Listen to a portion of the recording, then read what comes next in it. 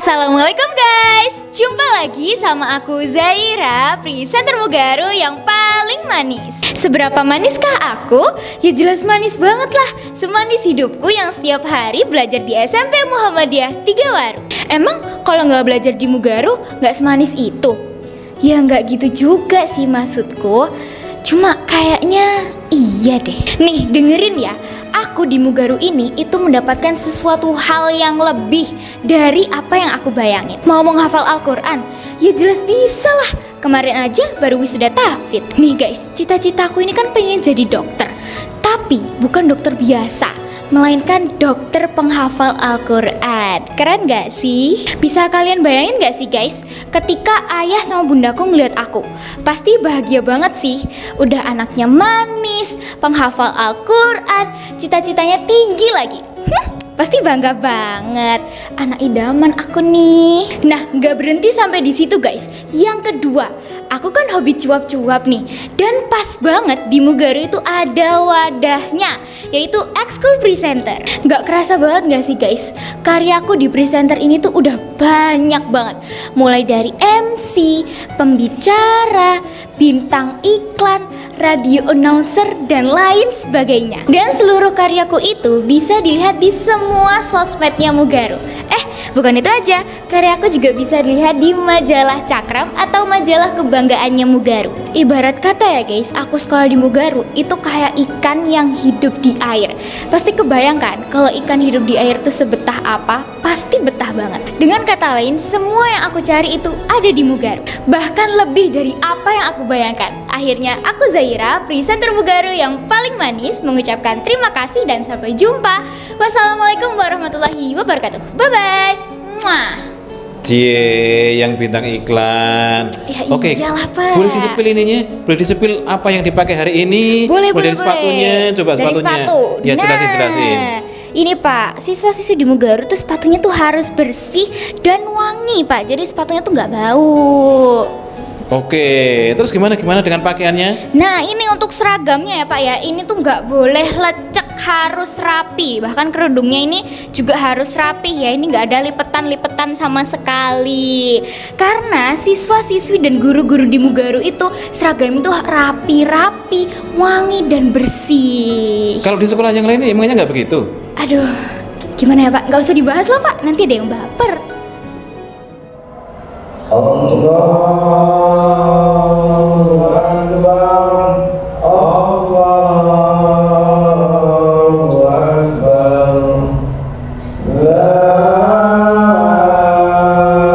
ilaha illallah, Allahu Akbar, Allahu Akbar.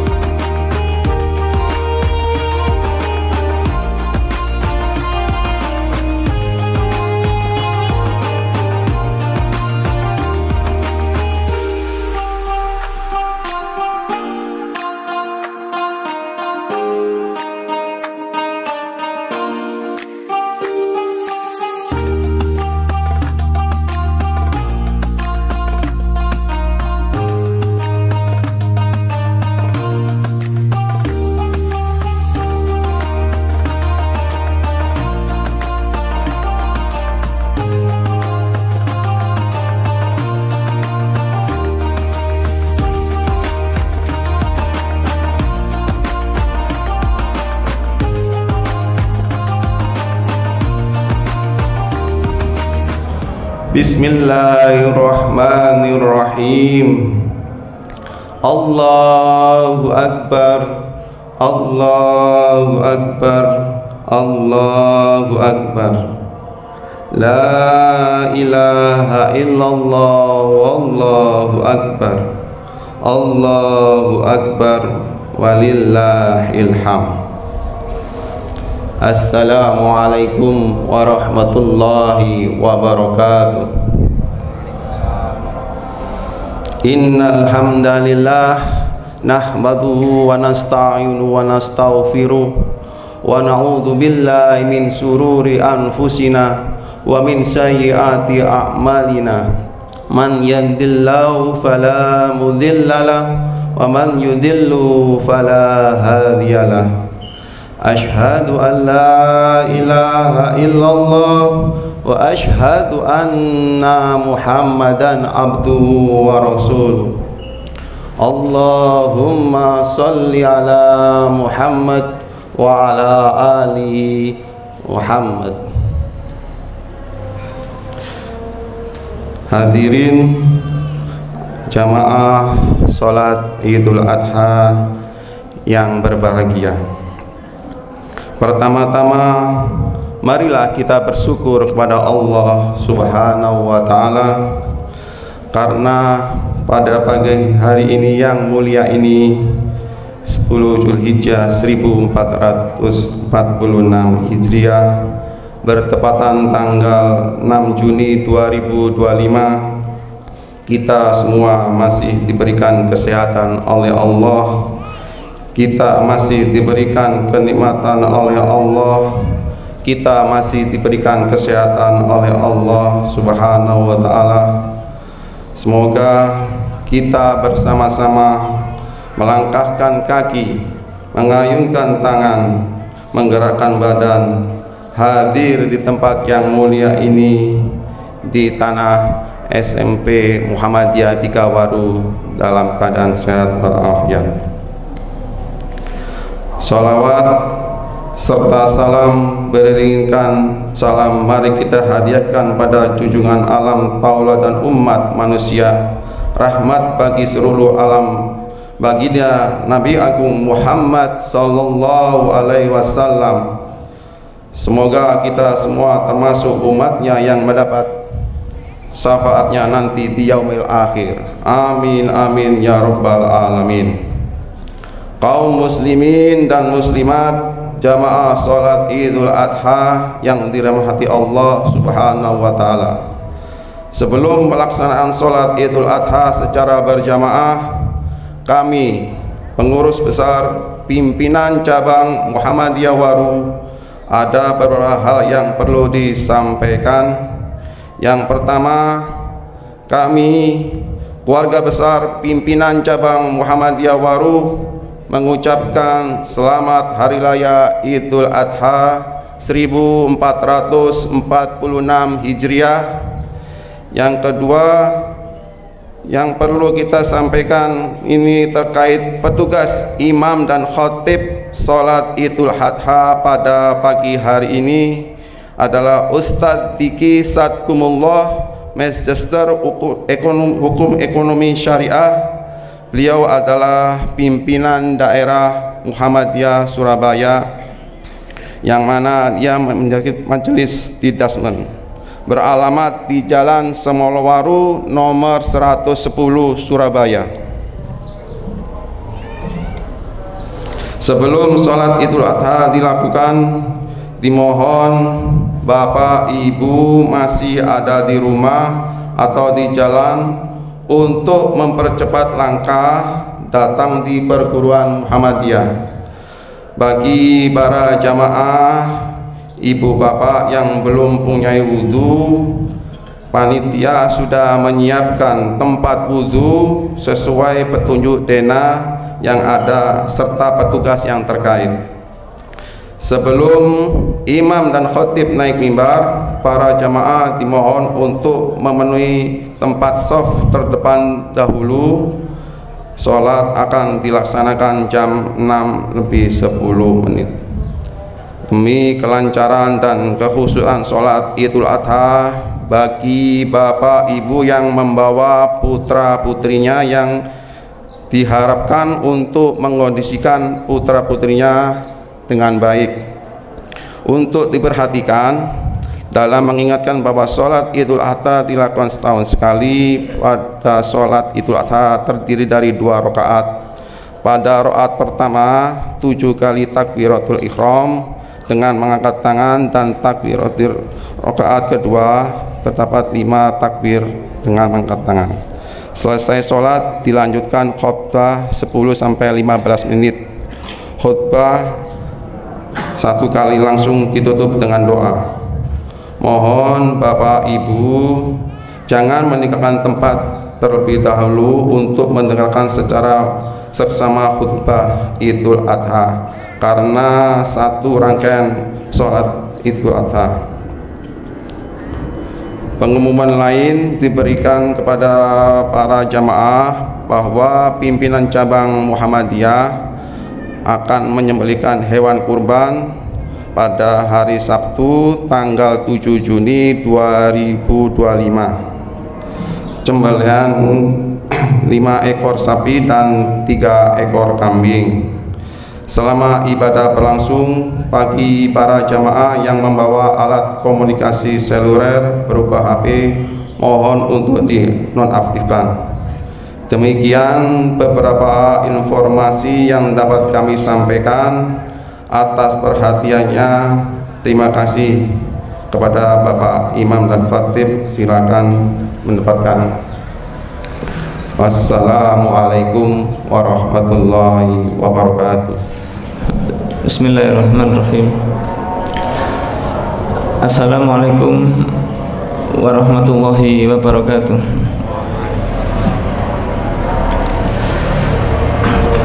Allahu Akbar, Allahu Akbar, la ilaha illallah, Allahu Akbar, Allahu Akbar, walillahil hamd.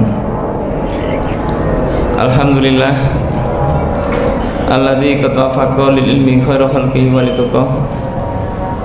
Asyhadu an la ilaha illallah wahdahu la syarikalah wa asyhadu anna Muhammadan abduhu wa rasuluh. Allahumma shalli ala nabiyyina Muhammadin wa ala alihi wa sahbihi ajma'in. Wa qala Allah ta'ala fi kitabil karim, a'udzu billahi minasyaitonir rajim. Ya ayyuhalladzina amanu ittaqullaha haqqa tuqatih wa la tamutunna illa wa antum muslimun. Wa qala aidan ya ayyuhalladzina amanu ittaqullaha wa qulu qawlan sadida yuslih lakum a'malakum wa yaghfir lakum dhunubakum wa may yuti'illaha wa rasulahu faqad faza fawzan 'azima. Wa qala aidan qad kanat lakum uswatun hasanah fi Ibrahim walladzina ma'ah. Amma ba'd, fa inna asdaqal hadisi kitabullah wa khairul huda huda Rasulillah sallallahu alaihi wasallam wa syarrul umuri muhdatsatuha wa kullu muhdatsatin bid'ah wa kullu bid'atin dhalalah wa kullu dhalalatin finnar. Allahu Akbar, Allahu Akbar, walillahil hamd. Para jamaah hadirin rahimakumullah, tidak ada kata yang patut kita ucapkan selain rasa syukur kita kepada Allah yang telah memberikan banyak nikmat kepada kita, sehingga tidak mungkin kita bisa menghitung nikmat yang Allah berikan kepada kita. Andaikan lautan menjadi tinta untuk menulis lam tuhsuha, tidak akan mungkin kita mampu menulis semua yang Allah berikan kepada kita. Nikmat yang Allah berikan bisa kita rangkum menjadi 2, yakni nikmat berupa sehat, dan yang kedua adalah nikmat berupa sempat. Kesehatan dan kesempatan ini merupakan bagian penting ketika kita melaksanakan perintah Allah. Ketika kita melaksanakan sebuah amal, maka kesehatan dan kesempatan itu menjadi kunci kita untuk melaksanakannya. Salawat dan salam tetap kita aturkan kepada Nabi Muhammad SAW. Mudah-mudahan kita semua bisa istiqomah mengikuti apa yang beliau ajarkan, apa yang beliau tuntunkan, sehingga kelak kita kembali kepada Allah dalam keadaan husnul khatimah. Allahu Akbar walillahil hamd.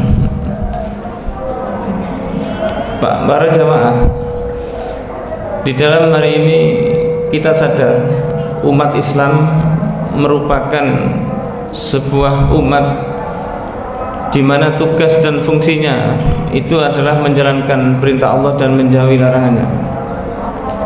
Fungsi itu menjadikan kita berpikir bahwasanya apa yang kita lakukan pasti ada sebuah contoh, ada sebuah panutan yang harus kita ikuti.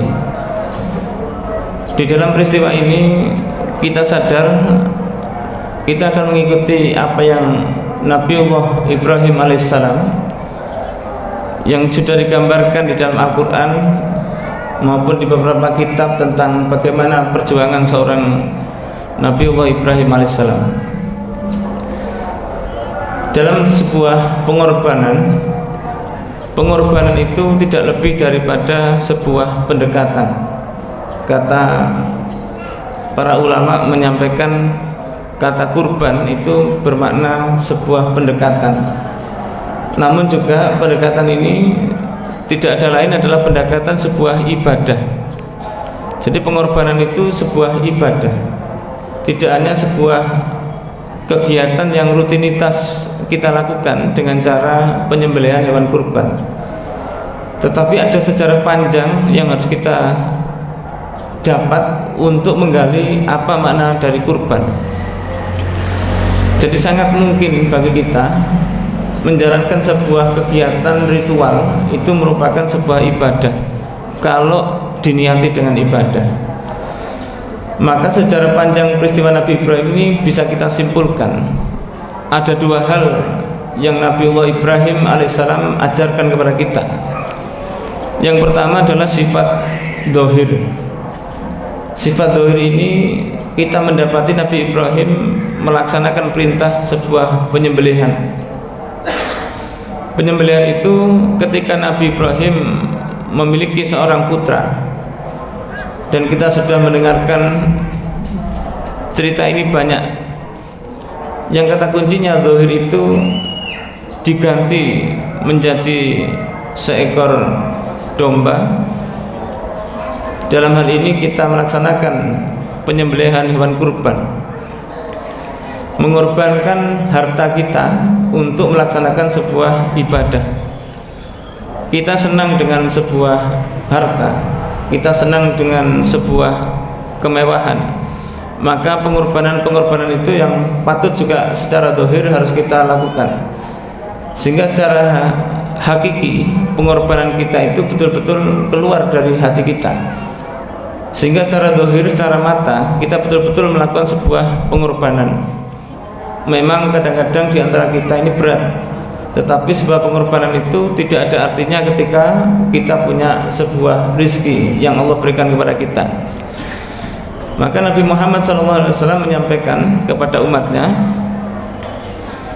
man sa'atan, barang siapa yang diberikan sebuah keluasan, dalam hal ini adalah keluasan sebuah rizki, falam yudokhi, maka dia tidak melakukan sebuah penyembelihan hewan kurban, fala yakrubanna musallana, maka janganlah mendekati musolaku.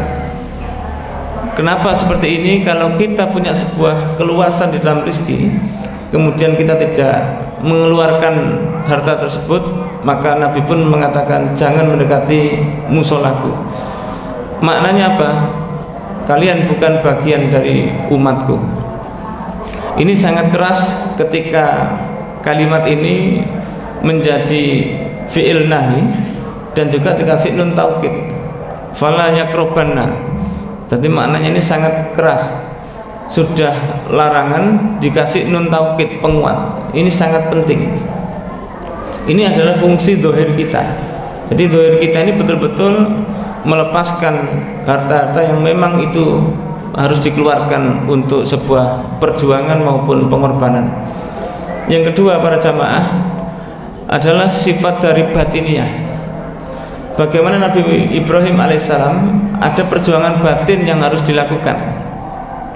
Perjuangan batin itu Nabi Ibrahim melaksanakan sebuah ketaatan, sebuah ketakwaan kepada Allah dengan tulus, ikhlas, dan dengan nilai-nilai perjuangan yang tinggi. Tidak ada manusia di muka bumi ini yang tega untuk menyembelih anaknya, siapapun di antara kita. Maka ketika itu terjadi, ini menunjukkan sebuah pengorbanan tingkat tinggi. Tidak ada satupun manusia di muka bumi ini ketika mengharapkan sebuah putra, karena Nabi Ibrahim tidak memiliki putra cukup lama. Ketika memiliki putra itu pun diperintahkan oleh Allah untuk melakukan sebuah penyembelihan kepada putranya. Maka ketika Nabi Ibrahim itu melaksanakan itu, ini merupakan sebuah puncak pengorbanan, di mana manusia itu yang diharapkan betul-betul itu, maka itu pun harus dikorbankan. Allahu Akbar walillahil hamd.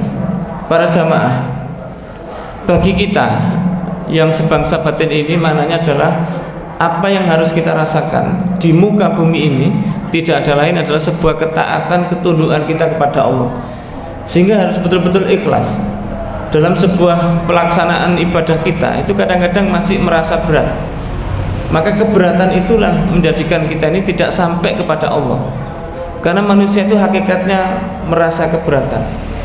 Tetapi jangan lupa, di dalam peristiwa-peristiwa itu memang seorang nabi saja digambarkan, belum beberapa nabi yang lain yang juga digambarkan. Semua melakukan itu dalam rangka ketaatan, ketundukan kita kepada Allah. Maka zahir dan batin kita ini harus sempurna. Sempurnanya bagaimana? Bagaimana kita betul-betul melakukan sebuah ibadah itu semata-mata karena Allah, bukan karena yang lain. Maka para jamaah, apa yang bisa kita ambil dari peristiwa ini? Peristiwa Nabiullah Ibrahim alaihissalam. Yang pertama, dalam hikmah sebuah peristiwa, maka yang pertama ini adalah kita semua sebagai seorang muslim betul-betul melakukan sebuah niat yang tulus, yang niat ini menjadikan tercapainya sebuah ibadah kita kepada Allah, bukan kepada yang lain. Kadang-kadang, mohon maaf, manusia itu niatnya kadang-kadang macam-macam. Saya niat berkurban sungkan, sawangane saya ini jadi pengurus, sawangane saya ini jadi jamaah, sawangane saya ini jadi orang kaya. Jadi ketika berkurban tanpa ikhlas itu maka tidak akan hasil. Di beberapa kitab, mulai dari kitab yang tebal, kitab Sahih Bukhari, kemudian kitab yang sedang, ada kitab Riyadhus Shalihin, bahkan kitab yang tipis, kitab Arba'in Nawawi, maka sebuah niat itu menjadi kata kunci. Sehingga Nabi Muhammad SAW menyampaikan innamal a'malu binniyat. Jadi kalimat ini diucapkan di beberapa kitab itu dalam rangka memang babnya pun bab pertama. Jadi pertama yang harus kita lakukan itu betul-betul menata niat. Jangan sampai niat kita yang tidak tulus karena Allah itu akan hilang. Jadi kalimat innama itu adalah adat qasar, untuk meringkas. Meringkas apa? Segala perbuatan kita yang baik-baik itu tergantung daripada niat. Kalau niatnya itu baik, maka akan sampai kepada Allah Subhanahu wa ta'ala. Yang kedua, para jamaah, apa yang harus kita lakukan setelah niat itu? Maka marilah kita semua melakukan sebuah amal kebaikan. Jadi amal kebaikan ini bagaimana kita bisa melaksanakan dalam kehidupan kita sehari-hari sebuah pengorbanan.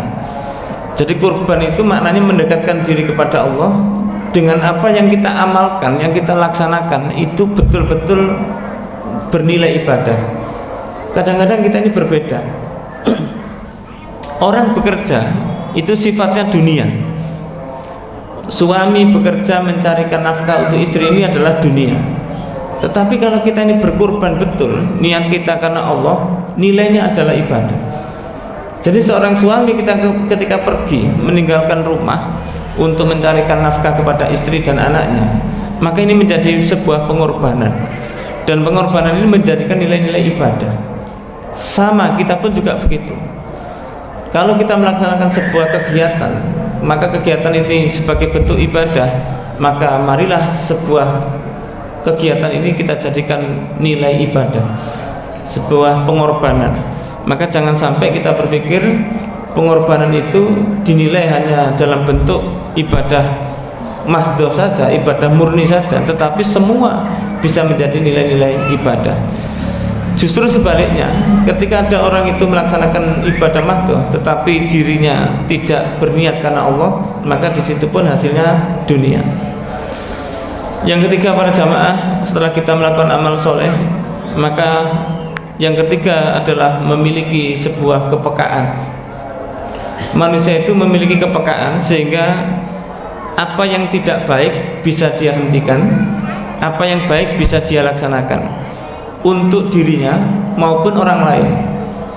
Sehingga potensi kita sebagai manusia yang peka, yang sadar diri dengan sebuah keimanan itu penting. Maka di antara kita ini jarang orang itu yang peka.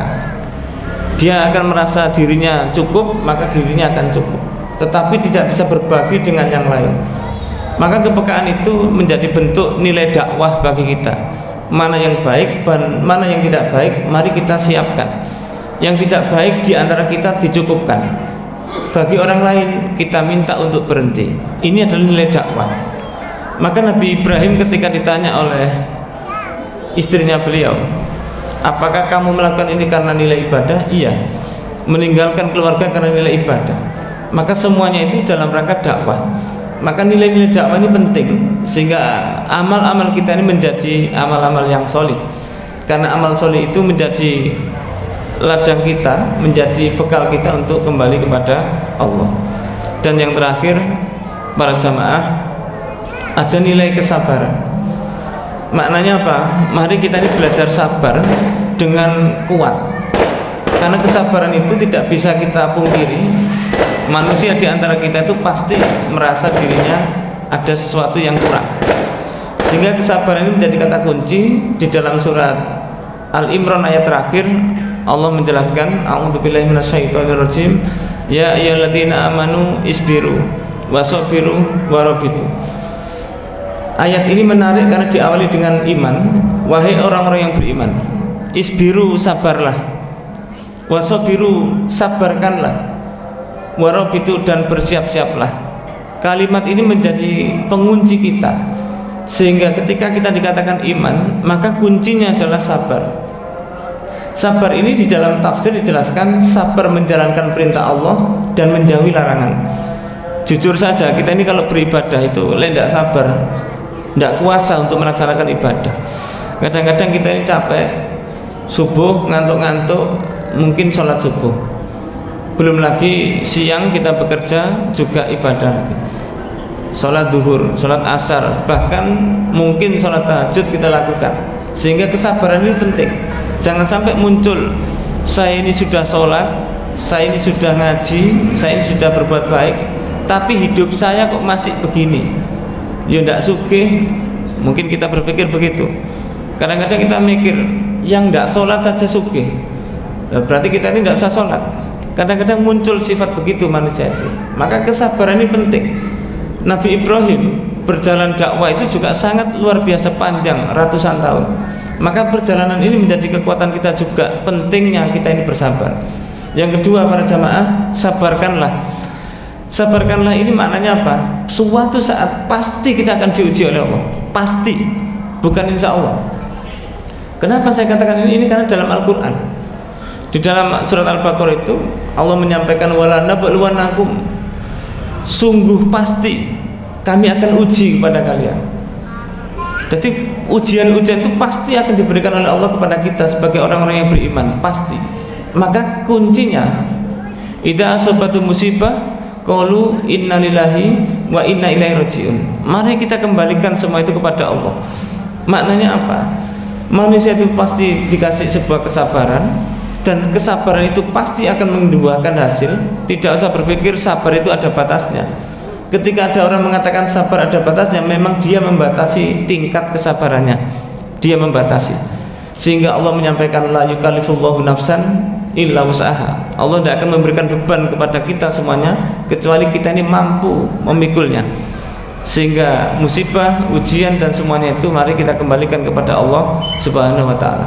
Dan yang terakhir warobitu, marilah kita bersiap-siap.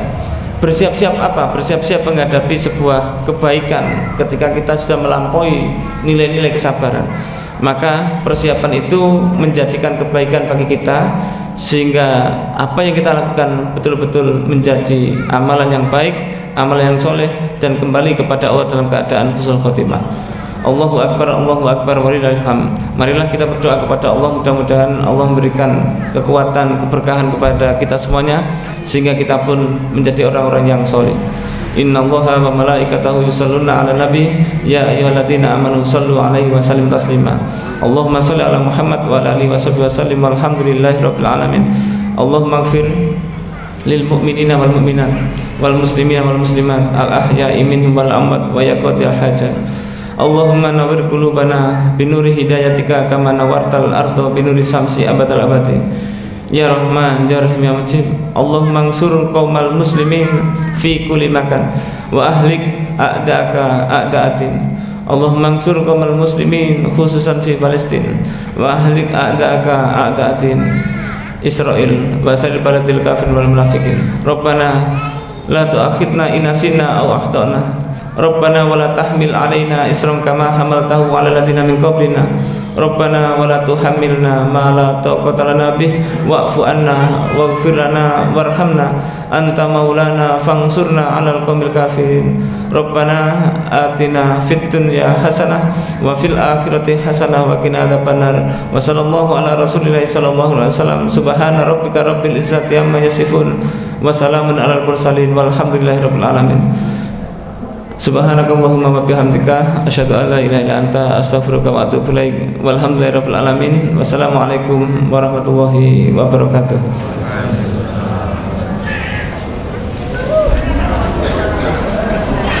Alhamdulillah sudah selesai sholat Id dilanjutkan dengan khutbahnya oleh Bapak Imam. Mudah-mudahan apa yang kita lakukan pada pagi hari ini menjadi bagian dari pengorbanan dan ketaatan kita kepada Allah SWT. Kepada para bapak pimpinan yang hadir, mohon merapat ke depan mimbar untuk berfoto bersama Bapak Imam. Mohon kepada bapak-bapak ini nasabah hadiah yang sudah hadir kerso di foto bersama. Bapak Haris, kepada ibu-ibu, bapak-bapak, selamat Idul Adha. Mudah-mudahan tahun ini kita bisa menikmati daging kurban. Setelah ini kita akan memberikan di mana